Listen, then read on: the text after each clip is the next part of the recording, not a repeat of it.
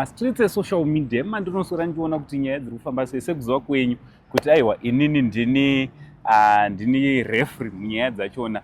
Dzimwe dzenyaya dzinonetsa kubhilivha until wafamba wasvika panzvimbo kutaura kunoku ndiri kunoku kuPomona Borodale kwandadanwa na Bishop Marimo vakati angu pane vakaonawo paSaint TV video ratikaita mazuva akapera ravakaita naNyenge vobva vavadana kuti aiwa uyai muzotigadzirirawo pamba pedu zvino nezvino. Saka ndo munzira matamira tichibva ikoko. Inini handidi kuti ndinge ndinopusha zvinhu zvekunyepa, ndofunga ndogara ndichitaura uye ndogara ndichizivisa vanhu kuti handidi kupusha kana kuti kutaura zvinhu zvandisina umbowo. So kunoku ndandadanwa kuti ndinge ndinozvionera zvanga zvichiitika pamba patasvika. Bishop, muri sei? Tiripo munhu waMwari. Chimbo changu ndiJehovha anokuchengetai. Ndafarira kuti masvika netsoka dzenyu muchiona mabatirwo ari kuitwa basa. Hapasiripo pega, pamusha pane matambudziko sepatiri kubva apo. Misha yakawanda yatafamba tichikwanisa kunge tichibatsira matambudziko zvisara zvichifamba zvakanaka. Musha watabva uyu musha wanga wakaremerwa, wanga una baba, wanga wagara wachitoriritira mhuri, zvinhu zvichifamba zvakanaka, asi all of a sudden vanonzi vakataka kungopenga. Wanga watore mazuva anokwana 2 weeks zvichibata zvakadaro. Hanzi dzadza 2 weeks here murume wataona pamba? Hanzi dzadzato 2 weeks. Dambudziko richingovabata, saka vakazowana nhamba kuprogramu yenyu. Saka ndokwatakazoenda tikavabatsira mari muzuro. Nhasi apa ndandangonopendera minamato nekundogadzira pamba pari pamba ipapo kuti maroverwo anga wakaitwa nekurwiswa kwanga wakaitwa kuti nzvao usafambire zvakanaka zvisange zvichidzoka futi. Saka mhuri yese yanga ichifara sekuona kwamaita kuti apa makatibatsira. Saka ndo mabatiro atiri kungoitawo basa. Ndatobatikana ndanga ndichida kutotora mavideos but munongoziva kuti nenyaya yeprevious vanhu vanenge vasingade kuti vange vari vanozikanwa but ndatenderwawo kunzi aiwa Uncle Sandy ngavange vari vanova chapupu kuti pakaita chinenge chanetsa mangwana vanozodzokera futi paonline vachinotaura kuti aiwa Bishop yenyu ndozvavakadi ndozvaakaita.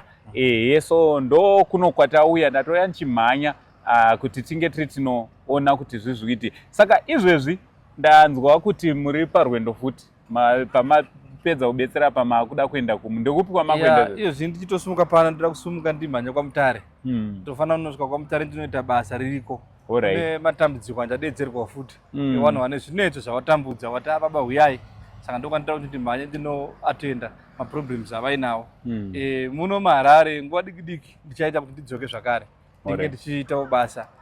Vanondibata online vanoramba vachingondibata ndinovabhuka nguva dzavo ndokwanisa kuvaatenda tichivabatsira zvinhu zvichifamba zvakanaka. Alright, but pane vamwe kababaka indoda kuti tinge tiri tinobuda pachena handiti? Hatisi kuda kurasisa vanhu. Why ndiri kudaro? Pane vamwewo vakauya vachitaura kuti zoni minamato yatakaitirwa naBishop Marimo pana chati chachinja.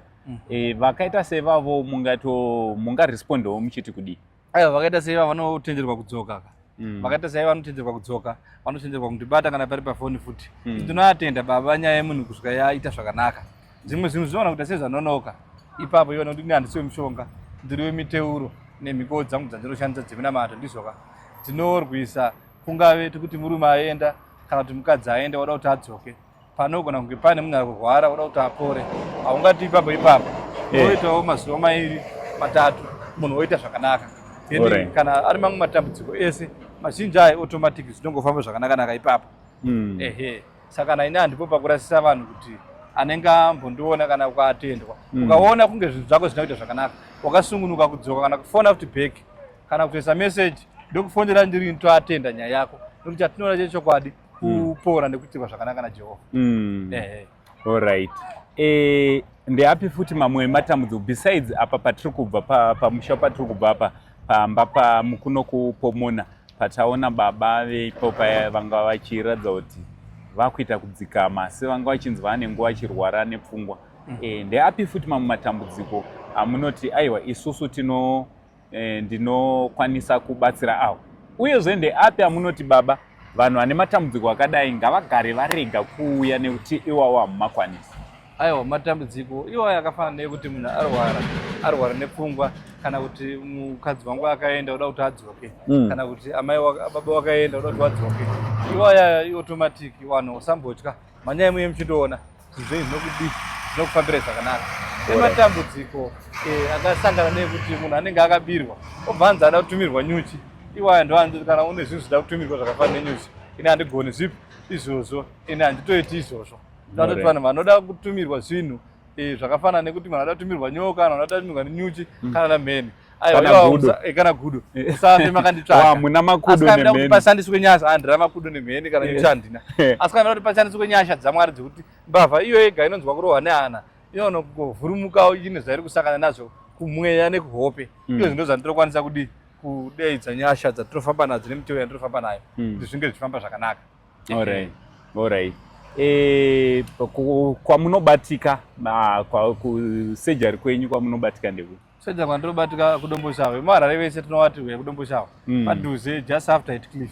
Munhu anongoya ipapo unofona wobhuka udzwa nguva dzekuzwa, kana pari pafoni unofona futi wobhuka udzwa nguva dzekuzwa kuti chakuatenda nguva yakati.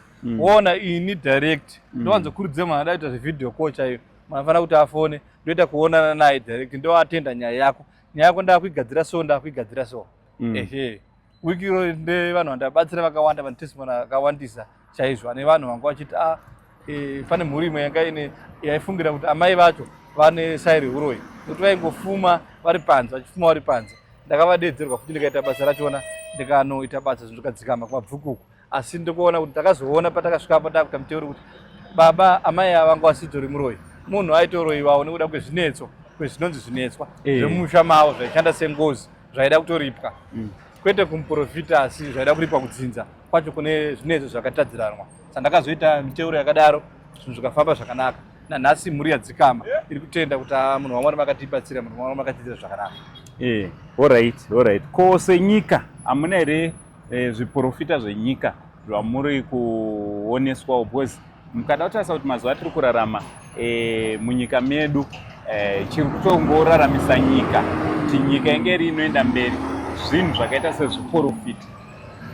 Ichokwadi, chiprofita chandinacho chandakaona kungoti vanhu vanogona kutadza kunzwisisa, asi ndakaona kunosvika 2028 zvichinopfuura zvichienda mberi munyika munoratidza kuti vazhinji vane mikana yekuzarurirwa mabasa anonamata neasinganamate. Sei ndiri kudaro? Ndakaona wisdom yakawedzerwa, ndakaona unyanzvi, ndikaona vanhu hama neshamwari vanoratidza kuti vari kuuya vachisimudzira nyika yavo kubudikidza naPresident His Excellent Idi Mnangagwa. Saka ndakafara nazvo, ndikaona kuti mweya waMwari akandiratidza kuti nyika inoi iri pedyo kuzonaka, nekuti ndakaona nyaya dzekudhonzerana kuti anoda nhingi anoda nhingi papati imwe chete sehurumende iri kuita ichipera. Saka unosvika kuti 2028 hurumende ichange yane pfungwa dzimwe chete dzekuti hapana kana achakwanisa kuita simba pamakuhwa ake kuzoti nhingi atadza chakati, nhingi atadza chakati. Vanhu vachange vakangomira nemukuru wavo vachimira nesemukuru wavo. Saka ndozvinhu zvandakaona kuti neumwe chete vanhu vakaramba vakabatana sekuoneswa kwandakaitwa kumweya, nyika ichange ichibudirira ichienda mberi. Ndo zvandakasangana nazvo. Alright. Aiwa, tinoda kutendai Bishop, regai ndichirege kuramba ndakakumisai panapa muchimhanya kwamutare kwamuri kuda kuti mumanyewo.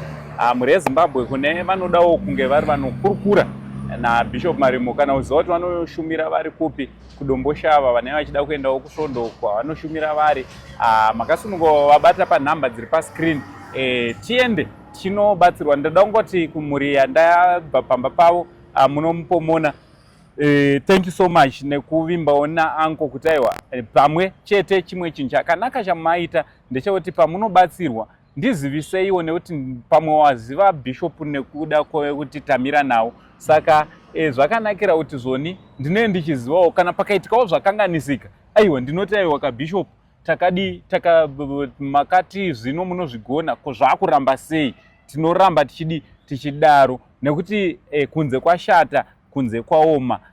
Ndo zvandangoti tingozokuzivisai uye nekupupura kuti zvechokwadi.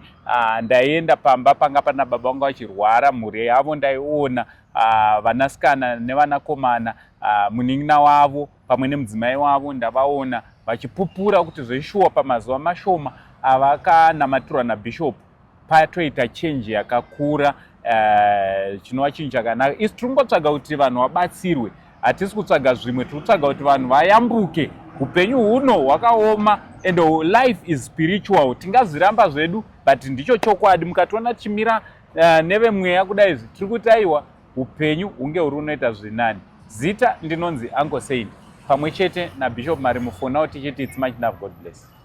Amen.